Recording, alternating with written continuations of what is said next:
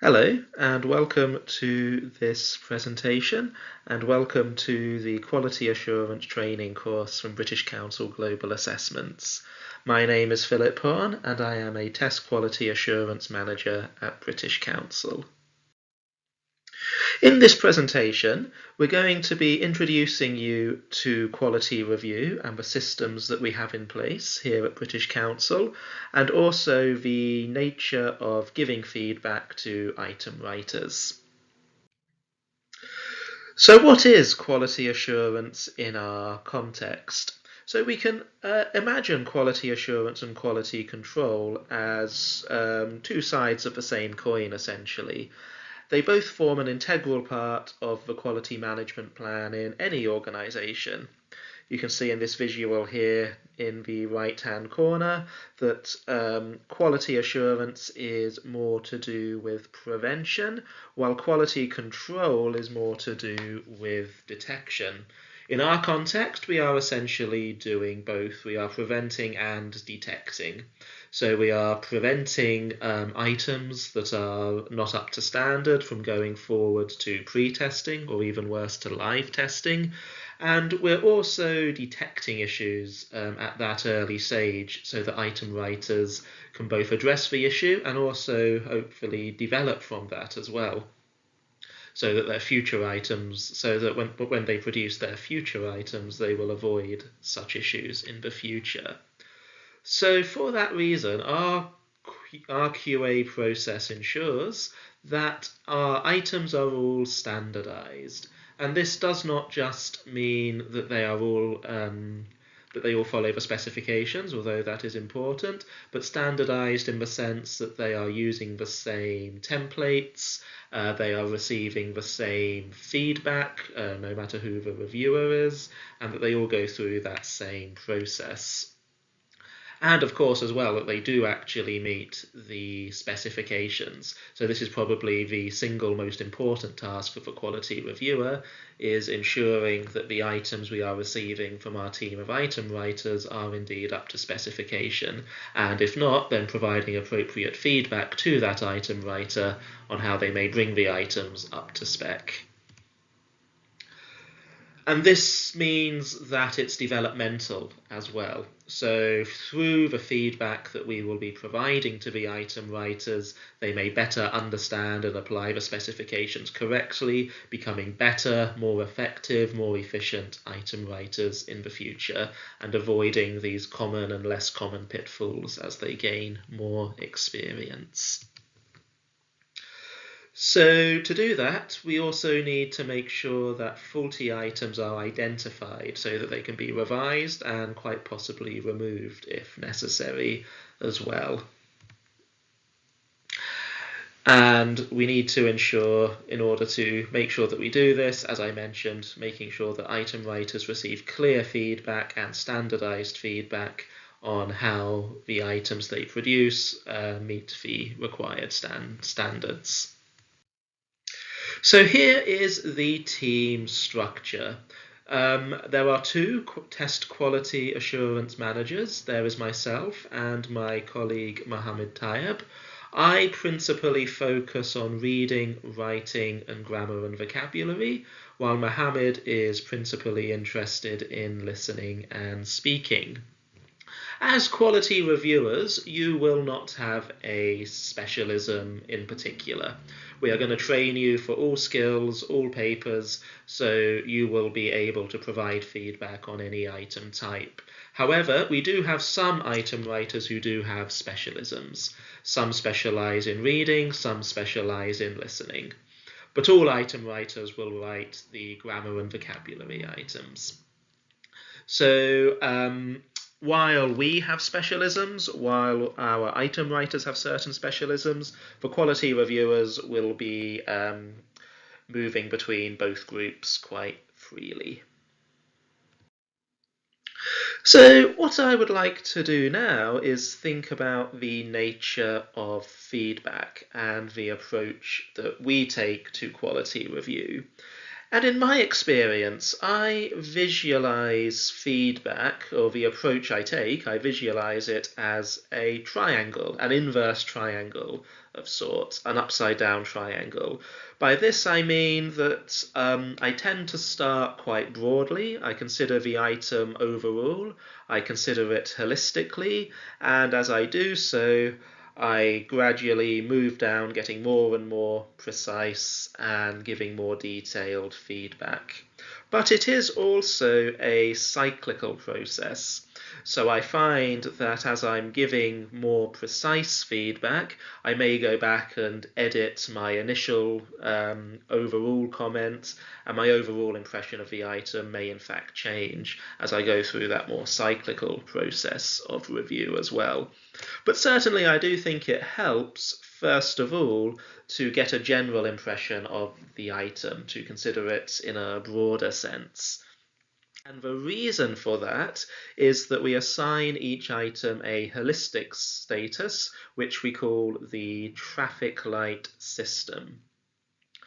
So a green item means that it is accepted and it is ready to be sent forward for trialing. So it is ready essentially. There's no more revisions that we can think of and we think it's up to standard. Especially in the case of reading and listening, 99% of items, I would say, perhaps even more, will require at least some edits, so they won't be green at the early stage. By far, the majority of items will be orange.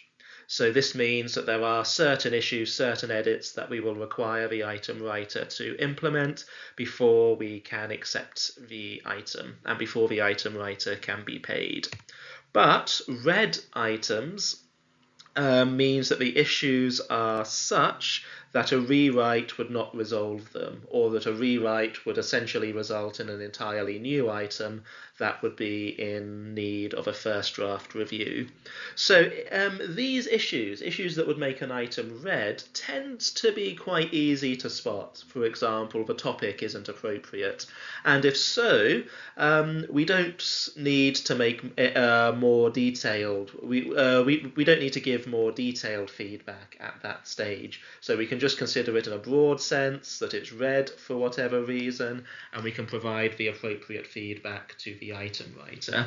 So that's why we suggest considering the item holistically first, to spot whether there are any red issues that would prevent it moving forward. And if so, we don't need to consider the more detailed aspects of the moderation sheets. So essentially then, when you see our moderation forms, you can see there's a section for the holistic status, which will usually be orange.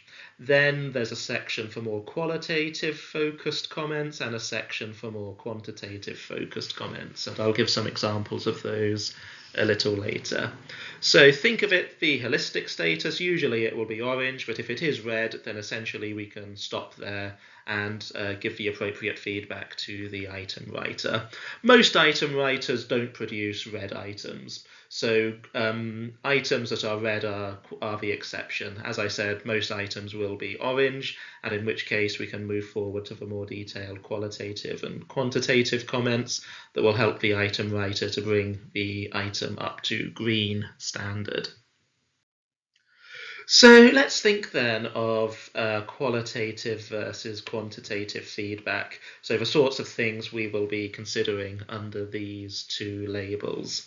So in terms of qualitative comments, these could be whether the ideas, the topics, are suitably concrete or suitably abstract, depending on the item level. It could depend on whether it's a fact or opinion. Certainly as we go higher, we want more opinion-focused texts. More texts which are more factually based at higher levels tends to be more difficult to meet the need for abstract opinion. Whether something is inferred adequately, so where the test taker is required to read between the lines and understand something that's not directly stated, for higher order reading skills, making sure that we're not, for example, confusing that with paraphrasing. where something is just said in a slightly different way, but it is actually stated in the text. Similarly, whether the ideas are within sentences or within paragraphs, sometimes at higher levels we will require information to be spread across paragraphs in order to answer the question correctly, but occasionally there are times when the key is contained within a single sentence, and that may be a qualitative judgment. The appropriacy of the topic and the genre is also important here. So if an item is read, often it's to do with an inappropriate topic or an inappropriate genre, or perhaps as well the issue of authenticity.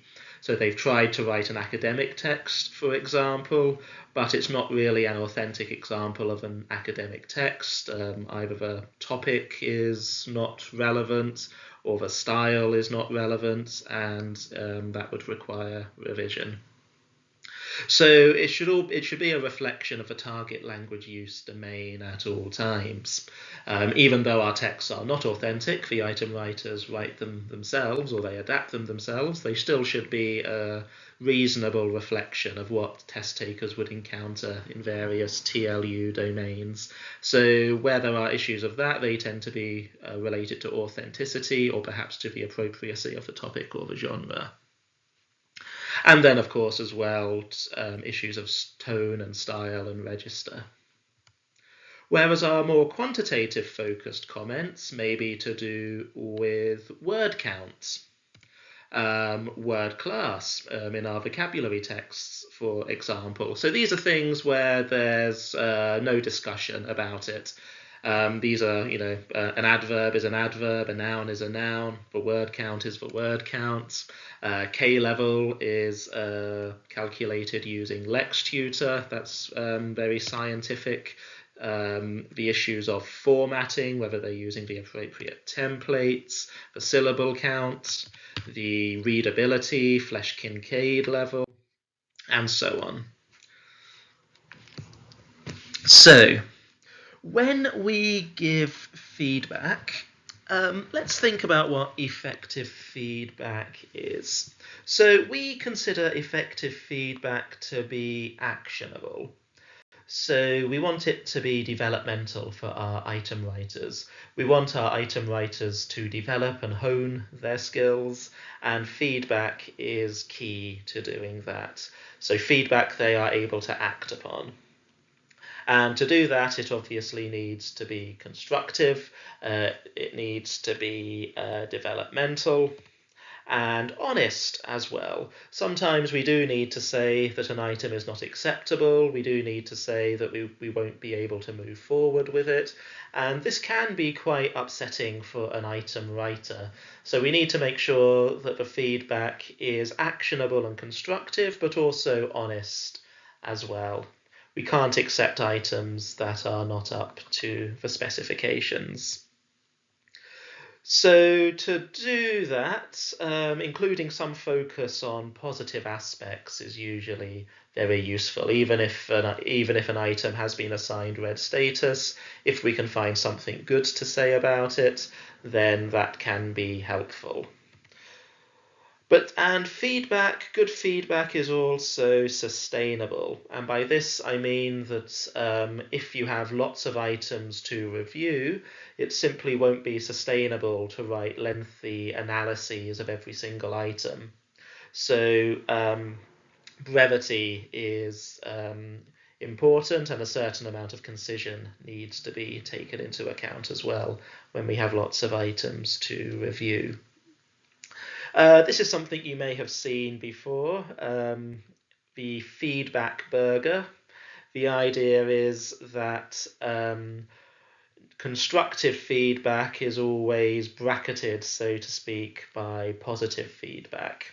So it's so anything we want to say that is constructive, that is actionable, then we will surround that with positive comments to help with motivation. And to do this, to ensure that we are following the Berger model, so to speak, the language used is quite important.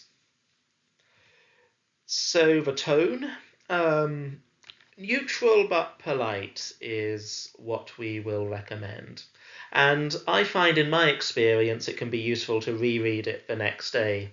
So after I've written it, to come back to look at it again. Sometimes I find it may sound a little bit too harsh or a little bit abrupt to how it sounded in my head when I wrote it. So I find that can be quite a useful way to make sure that the tone is polite at all times. We want to maintain a professional and academic style in our feedback. We don't want to be too informal or too chatty. And as I mentioned before, for the interests of sustainability, the feedback we give needs to be concise and to the point. So, but also detailed enough that it is developmental and the item writer does know what to do with the feedback. It's clear. So it's a balancing act in essence. So comments should be as short as possible, but as long as necessary. A balancing act. Let's have a look at some feedback samples. I suggest that you pause the video to have a look at these two examples. On the left is an example which follows the aforementioned hamburger model. So it starts with a positive comment that focuses on what's been done well. In this case, the word counts and the lexical profiles are within range. But the issue is that there are certain sentences where the key is contained within a single sentence, and for a higher level reading item, which this feedback was for, that would not be acceptable. And then it finishes with a more positive point that as if these edits are successfully implemented, then the item will be acceptable. So the idea here is that it's heading in the right direction. Whereas in sample 2, you can see the comments are much more direct. This, I think, is because there's little focus on the positive aspects and what has been done well. The sentences are quite short, and it's quite patronizing in tones as well. So, for example, make sure you proofread your work. This is the job of the item writer. Certainly in my experience, we do see items that should have been proofread better, but I think the way we phrase that is important for the purposes of motivation. So these are two samples that illustrate the kind of feedback that we have in mind and the kind of feedback that we would like to avoid. So what I would like to talk about now is the process of review and the communication channels that we will have. So it's important to note that communication between the reviewer and the item writer is always from the test quality assurance managers, so currently Mohammed and myself. As quality reviewers, you will not have any direct contact with the item writers, and the items that we send you for review will all be anonymized. And quite possibly the quality reviewers will be reviewing each other's items as well, that they've written as item writers themselves. So the item writer, the first stage in the process at the top, the item writer will submit the first draft and they will submit it to the test quality assurance manager. And we are likely to do this on a platform called iSecure. The test quality assurance managers will then divide the work and forward the appropriate files anonymized to the reviewers, who will review the items in accordance with the moderation sheets. Having completed it, they will return the items to the test quality assurance managers via iSecure, and we will then pass that feedback on to the item writer. At which point we go on to the second draft. So at this stage, the item writer will write their second draft, and again, This will go to the reviewer via the Test Quality Assurance Manager. The reviewer will mark it and moderate it and decide whether it is accepted or not. And this is a very important stage because obviously item writers only get paid for items which are accepted. And then this will be returned to the item writer for final feedback, and so they can do their invoices. And finally, I would like to talk about the requirements of the role of quality reviewer. So much like the role of the item writer, as I'm sure you can imagine, the role involves attention to detail. It's important as well for reviewers to be very familiar with Aptys and the underlying constructs. So this may mean going beyond the specifications and looking at the technical reports and research studies that have been conducted in order to understand fully the construct behind the reading papers and the listening papers and so on, to understand the theory of language and the tasks that are being elicited and why. And this can help give better feedback if the theory behind the specifications is understood well. Adhering to templates and guidelines, just as we like the item writers to use the standardized templates. Similarly, we have standardized moderation forms, the idea being that no matter who reviews the item writer will receive the same feedback in the same format and in the same style. And important as well to reliably notice all item issues. Common and less common ones. Some issues come up a lot. Other issues may be a little more insidious and require a little bit more experience to spot. And being able to spot those less common issues especially is an important role for a quality reviewer. Similarly, just as for item writers, we often have quite tight turnaround deadlines. The item writers are available or have made themselves available for a specific period of time, and we need to make sure that they get their feedback so that they're able to complete their work within the time that they've made themselves available for. Okay, thank you very much for your attention. If you do have any questions, please post them in the comment section below. Thank you.